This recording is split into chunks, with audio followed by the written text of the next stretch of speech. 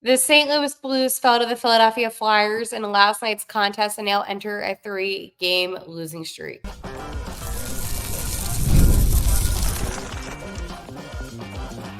You're Locked On Blues, your daily podcast on the St. Louis Blues. Part of the Locked On Podcast Network, your team every day. And a happy Friday, November 1st, and welcome back to Locked On Blues. I'm your host of Locked On Blues, Haley Taylor Simon, talking to you all things about our St. Louis Blues here on the Locked On Podcast Network, your team every day. On today's episode of Locked On Blues, the Blues lost 2-1 to Philadelphia in last night's contest. My feel for the locker room, and of course, are we feeling blue? We have a lot to get to on today's episode, but you can start the season with a big return on FanDuel. New customers can place a $5 bet, and you'll get started with $150 in bonus bets if your first $5 bet hits. Visit FanDuel.com to get started. Last night, the Blues fell to the Philadelphia Flyers 2-1, and it was not a pretty game whatsoever. In the first frame, the Flyers were up 1-0. Second frame, nothing happened. Final frame, Nathan Walker, the Aussie, was able to score and capitalize to equal up the game. And then finally, Bobby Brink from the Philadelphia Flyers got them the game-winning goal. Jordan Binnington was in net for the Blues, and Sam Ersson for Philadelphia. The problem was last night with the Blues, there was too many turnovers. You saw that a lot from Jordan Kyrou. You saw that a lot from Texier, even Foxa.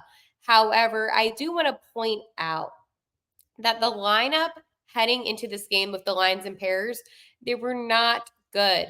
I've said this numerous times. I do not like Braden Shen playing on that wing position.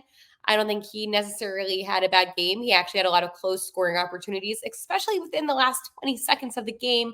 He was so close to getting the puck in behind Ersson. However, wasn't able to do that.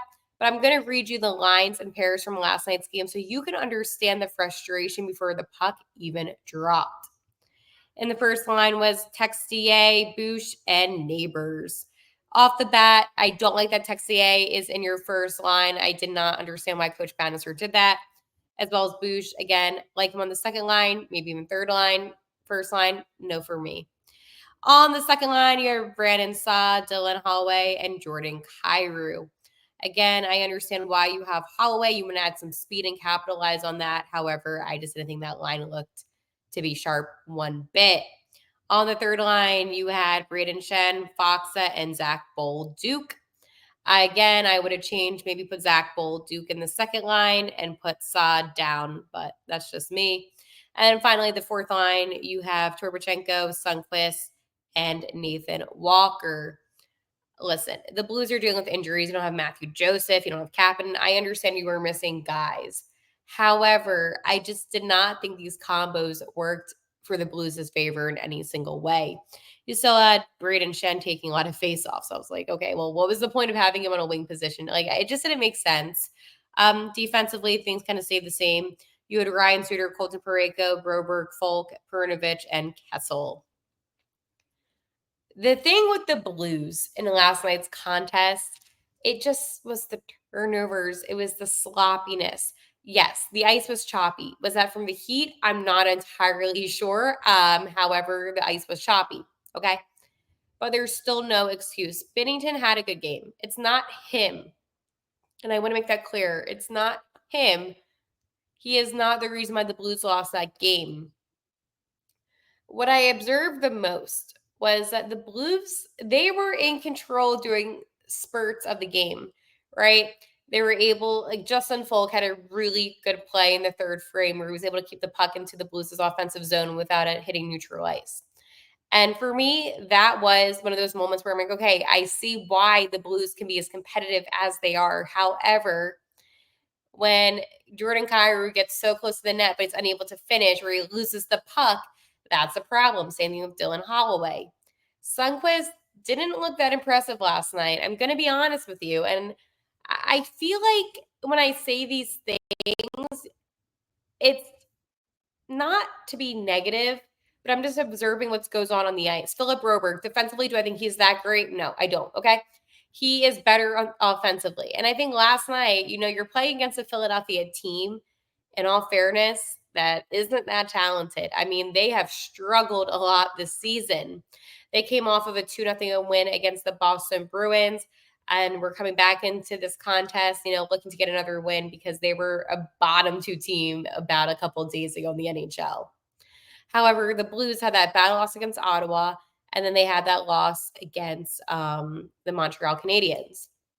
Defeated, obviously, the Toronto Maple Leafs, right? But in last night's contest, the Flyers were able to dominate the Blues. And one thing that bothered me in last night's game, and I think this is what Philip Broberg said, and I'm going to talk about the locker room coming up in the next segment, is that this is a good team, Philadelphia. I want to make something very clear to you. No, they're not. The Senators, they're not. The Canadiens, all right. But other than that, they didn't play good teams besides the Toronto Maple Leafs, which they won in. And in last night's game, they couldn't find the speed that they needed. And I like Jordan Kyrou. I do. And I talked about that. I like him as a person. I think he has great skill set. But it was the final 10 to 20 seconds of the first frame. And he has the puck, and you can tell that he's going a little bit slow with it. I'd rather him try to take a shot or something. Just put in some sort of, hey, I'm going to try something. It may not work, other than just taking the puck and kind of lollygagging around the ice. Again, that is not a diss on him because I understand. Chances are probably nothing would have happened. However, you never know in the situations. I mean, you see fluky goals happen all the time in the NHL. So why not? Philadelphia doesn't have a good goalie situation, right? They have Sam Emerson, who's their starting goalie. They have Kolosov, who's only played one NHL game as their backup. So if the Blues put more pressure on Philadelphia and were able to kind of rattle Sam Emerson, maybe the outcome would have been different. The Flyers don't have a good defense. They have players that are injured, okay? You have Cam York, who is one of the Flyers' top pair defensemen, who is injured. And you would think, okay, well, let's try to beat out Rasmus Ristolainen, who is on the other side of Travis Sanheim. But no, they did not. The point that I am trying to make is that they had so many opportunities last night with this Philadelphia team. But yet they weren't able to, and that's what concerns me. It's kind of like the San Jose Sharks where they struggled in that game. I don't understand how this Blues team can struggle against teams that are not as talented, on paper at least, but yet when you play a team like the Winnipeg Jets, despite them losing to the Jets, it was still a close game, or the close game that they had against the VGK. I don't get it. And maybe it's because there's too many changes to the lines. Personally, and I'll talk about this coming up about the conversation I have with Braden Shen. I think that when you have this many changes this early on in the season, and it's not just like you're tweaking around one or two guys, when you're moving a bunch of players around and it's this inconsistent, you're never going to adapt. I thought they had a really good optional practice the other day. I thought they worked on things that they needed to work on. They worked on the power play. Power play last night didn't look good. That's the point I'm trying to make is they can practice all they want. It can look great at practice, but when you're on the ice and you're not executing, it doesn't make sense to me. I understand the mentality of, oh, well, we had a really bad loss, but you have to have a short kind of memory when it comes to those things, right? Yes. The 8-1 loss, it sucks, okay? I'm sure it's stuck with some of the guys subconsciously. However, you had an opportunity to finish this road trip 2-2, and instead you only won one out of 4 games, which is a concern, especially the teams that they played. And this is the point I made about the Blues and potentially being a playoff team. I said, you can't lose those games to the teams where you should be winning. Every point matters. Last night, you're able to equalize the game with Philadelphia. Even if you drew that game to overtime, you would at least be leaving with a point. But again, what happens? Sloppy defense. Yet again, I don't think Perunovic looked that great last night. And I know that, people are defending Kessel all the time. I don't see why, honestly. I know that he wasn't really supposed to be an NHL player. However, you need to play a little bit more aggressively in a game like that. One thing that Philadelphia is really good at and they really utilize is blocking shots. I believe it was Nick Seeler who led the NHL in block shots last season. So you knew that was going to be a challenge. So your number one strength is, and this is what Braden Shen's really good about doing, is finding a way to rebound the puck in. And, I know Erickson denied a few, but the Blues could have been at least in better position even when Shen wasn't on the ice.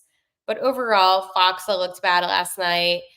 Day looked bad last night. Didn't notice much from Bush at all, to be honest. Pareko didn't notice much from him. It was a very dull hockey game in last night's contest. So losses happened, but now they have 3 in a row, which officially, I know I hate to say it makes it a losing streak. I'm going to talk about the locker room, though, because I did propose, what was going on, at least my opinion, and I will let you know. But first, I'm going to talk to you about my friends over at Gametime. Gametime has a new feature called Gametime Picks that makes getting tickets for your favorite live events even easier. Gametime Picks filters out fluff to show you only incredible deals on great seats, so you don't have to waste time searching through thousands of tickets.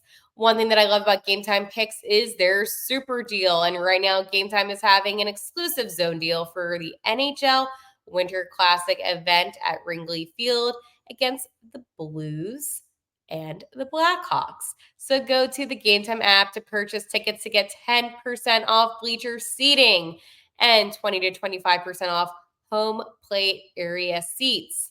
Again, I might be there, so if you want to meet me, come out and say hello if that ends up being the case. One thing I love about Gametime Picks is that it has curated deals and makes it easier to find the best price on great seats. The super deal, seat views before you buy and their lowest price guarantee, event cancellation protection, and job loss protection. So this is what you need to do. Take the guesswork out of buying tickets with Gametime. Download the Gametime app, create an account, and use code LOCKEDONNHL for $20 off your first purchase. Terms apply again. Create an account and redeem code LOCKEDON NHL for $20 off. Download Gametime today. What time is it? Game time.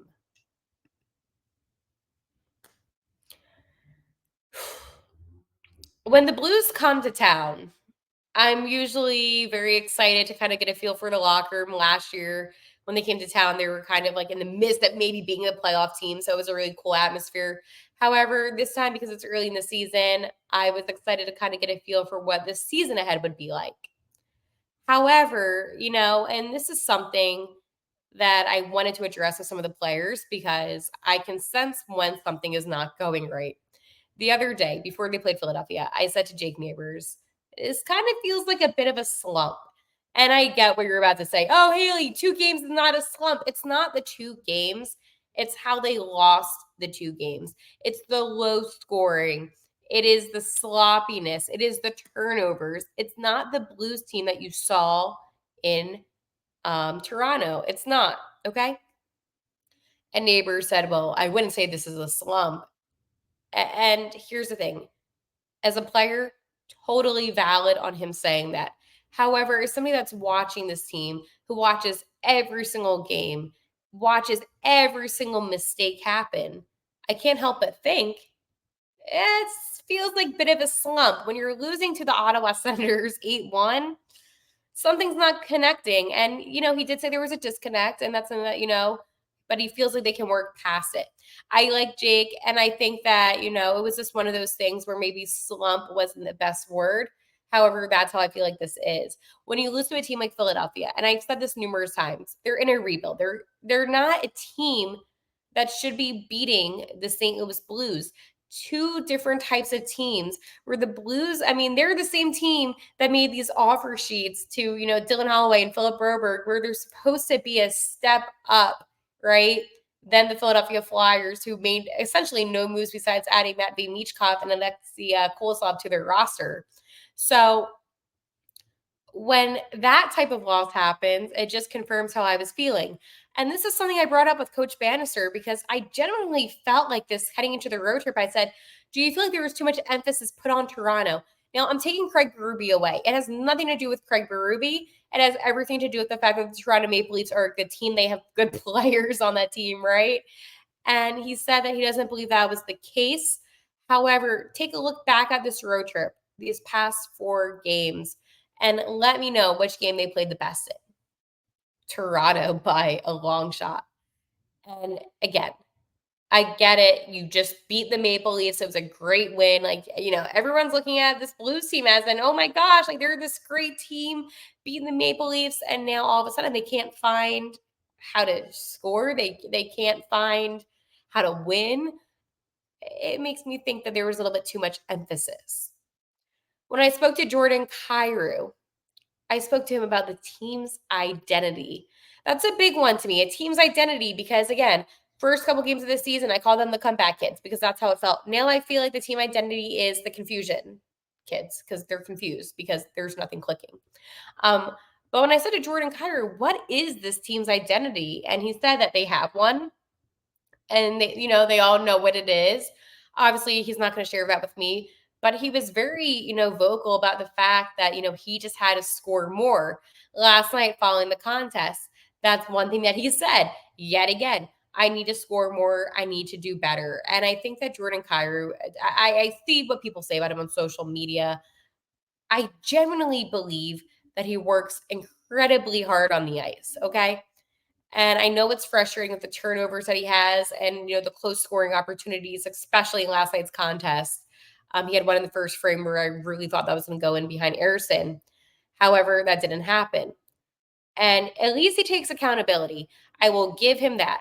Philip Broberg last night, he said that he did see improvements. And honestly, anything was going to be an improvement from that Ottawa Senators game. And then Nathan Walker, too, I was happy for him to find the back of the net. I mean, this was his first goal of the season. He hasn't been in majority of the games this season. He's been healthy scratched. And when I spoke to Nathan Walker one-on-one, it was a cool conversation because he does see the potential that this team has. He does like the new guys that they brought in. And I feel like at least from the perspective of, okay, let's go take away that the loss happened. And you're just going to focus on the fact that Nathan Walker was able to score and Philip Broberg yet again gained another point with the feed. That is a positive. And that's the only positive in the game last night. I think Binnington looked fine in net. Do I think any of his saves were that phenomenal? I mean, he had good saves. But again, it's not like Philadelphia is this scary shooting team. They're not like that at all. Like, they don't produce that many shots on goal that are difficult. So I'll leave that at that. However, he did get the third star of the game. And I could make the argument that Jordan Binnington was the best player on the ice last night, and I probably will be right on that one. Now, I was surprised to see Binner in net just because they're going to be coming back home and facing the Leafs on Saturday. And I kind of assumed that he would get the start in net. However, with the off day today, I mean, they did practice today at noon. But I mean, off day as a no game. So it wasn't like they had to fly back home and play tonight. But again, I saw Joel Hofer on the ice yesterday after morning skate, and he was on the ice for about 25 minutes, I would say, after, and so was P.O. Joseph too, just practicing. So they are putting in the time. If you don't think they are, 100% they are. Another player that I spoke to was Scott Grunovich, and he just wanted an opportunity. And I was happy to see him, playing in Philadelphia. However, I don't think it was the best game for him. There was moments on the ice where he looked really slow, and that was a bit concerning. But overall, when I would say the team effort in last night's game just wasn't what I expected it to be. It wasn't a response game either from the loss they had against Ottawa. Now the Blues enter a 3-game losing streak. That concerns me. You have a competitive Central Division, a competitive Western Conference. And I was having a great conversation with a couple of my buddies up in the press box. Do you think Coach Bannister survives the season? Now, I know that they gave him a couple-year contract, and I get it, right? But you know how hockey works. That doesn't really mean much of anything sometimes. I don't know. They have Claude Julien, who I think could potentially, get called to be in that position, interim. But again, I'm not calling for anyone's job. I'm just trying to be very realistic. If this team doesn't turn things around this month, would another coaching change happen? And I want to put that out there because that's a conversation that could be a possibility. I know losses in hockey happen. You're not going to win all 82 games. I am hyper aware of that. Trust me. However, when you're losing to teams in the fashion that the Blues are, and I know the score looked close last night, but it wasn't close when Philadelphia controlled majority of the game. Again, a team that's not good. When Ottawa had complete control of that game. Again, a team that's not good. When Montreal had majority of the game. Again, another team that's not good. That's when I get concerned and I look at this Blues team and I'm like, okay, well, clearly there is a disconnect. I will talk about my favorite Friday segment. However, I'm going to tell you about my friends over at FanDuel. Get ready to tackle the NFL action with FanDuel, America's #1 sports book. Because right now, new customers can bet $5 and get $150 in bonus bets if you win. The FanDuel Sportsbook app gives you everything you need to place live bets on the NFL all in one place. So when you get a hunch in the middle of the game, you can check out the latest stats, view live play-by-play, and so much more on the same page where you place your bets. Just visit FanDuel.com to join today. You'll get started with $150 in bonus bets if your first $5 bet. That's FanDuel.com. Never waste a hunch and make every moment more with FanDuel, an official sportsbook partner of the NFL.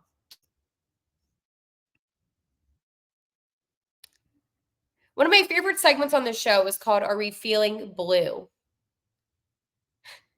Am I feeling blue?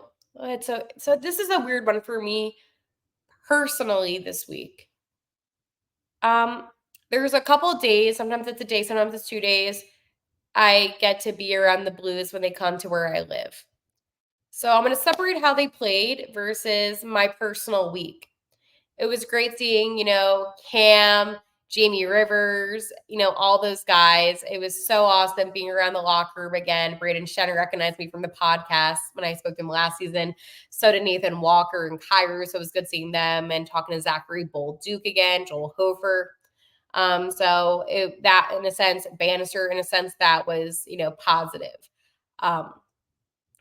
One of the toughest things I feel like is not physically being there in person, right?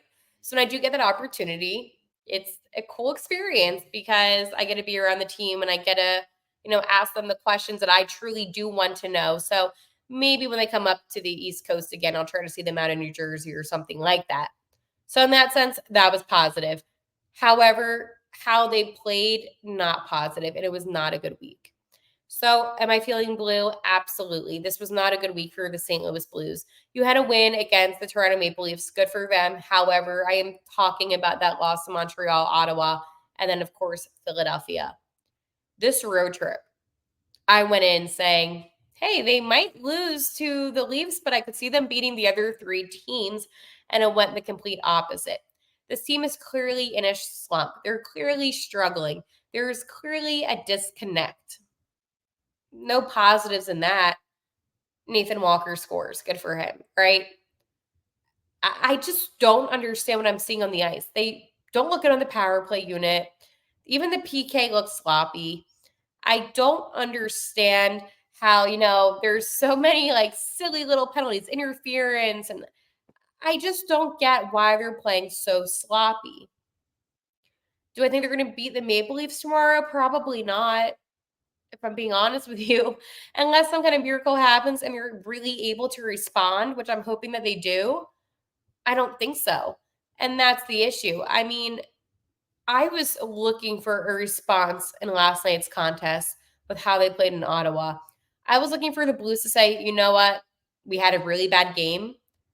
We're going to show you what we're capable of before playing this challenging Maple Leafs team again on Saturday. And they couldn't get the job done against one of the worst teams in the NHL. It's one of those games that might haunt them, honestly. This road trip might haunt them. I know that they all, they're looking forward to playing again and they want to prove something. But again, it's the whole team.